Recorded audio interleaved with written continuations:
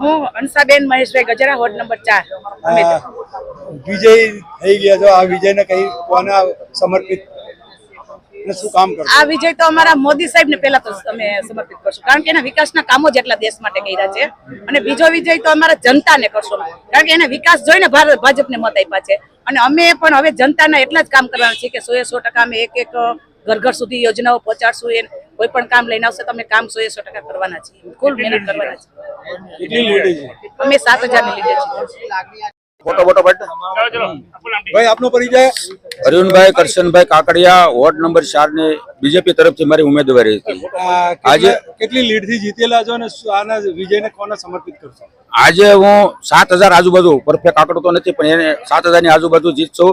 ખાસ તો મારા વોર્ડના જે મતદારો છે એનો હું ખૂબ ખૂબ આભાર માનું, જે અમારી ઉપર વિશ્વાસ મૂક્યો છે. 5 વર્ષથી વિશ્વાસ ને અમે કોઈ પણ કામ હશે તો ઉભા રહીશું એવી બાંધરી આપી. એની સાથે સાથે અમારા વોર્ડના પ્રમુખ હોય, મહામંત્રી હોય, અમારું સંગઠન હોય કે અમારા શિક્ષણ સમિતિના અમારા મિત્ર હતા, એ તમામ કાર્યકર્તાનો પણ હું ખૂબ ખૂબ આભાર માનું છું. અને એની મહેનતથી અમે આજે જીતે છે. વાત કરીએ તો મુખ્યમંત્રી પ્રચારમાં આવેલા હતા, એને કઈ રીતે મૂલવો છે આ વિજય?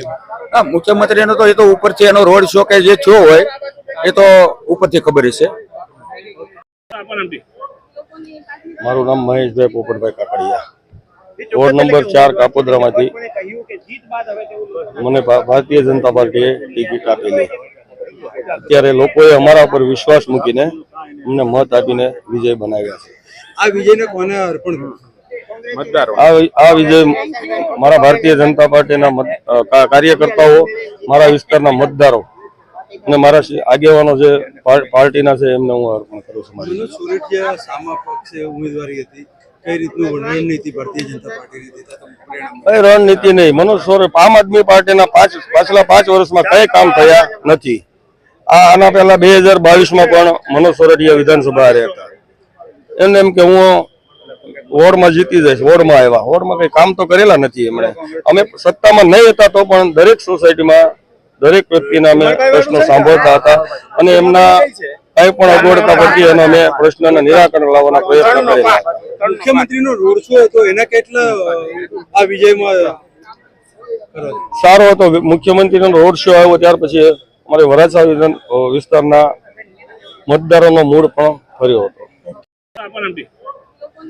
મારું નામ મહેશભાઈ પોપટભાઈ કાકડિયા, વોર્ડ નંબર 4 કાપોદ્રામાંથી મને ભારતીય જનતા પાર્ટીએ ટિકિટ આપેલી.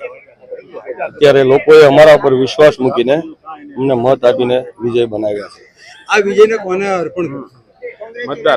આ વિજય મારા ભારતીય જનતા પાર્ટીના કાર્યકર્તાઓ, મારા વિસ્તારના મતદારો અને મારા આગેવાનો જે પાર્ટીના છે એમને હું અર્પણ કરું છું. મનોજ સોરઠિયા સામા પક્ષે ઉમેદવારી હતી, કઈ રીતનું રણનીતિ ભારતીય જનતા પાર્ટીની હતી? કઈ રણનીતિ નહીં. મનોજ સોરઠ આમ આદમી પાર્ટીના પાછલા 5 વર્ષમાં કઈ કામ થયા નથી. આના પહેલા 2022માં પણ મનોજ સોરઠિયા વિધાનસભા હાર્યા હતા. એને એમ કે હું વોર્ડમાં જીતી જઈશ, વોર્ડમાં આવ્યા, વોર્ડમાં કઈ કામ તો કરેલા નથી એમણે.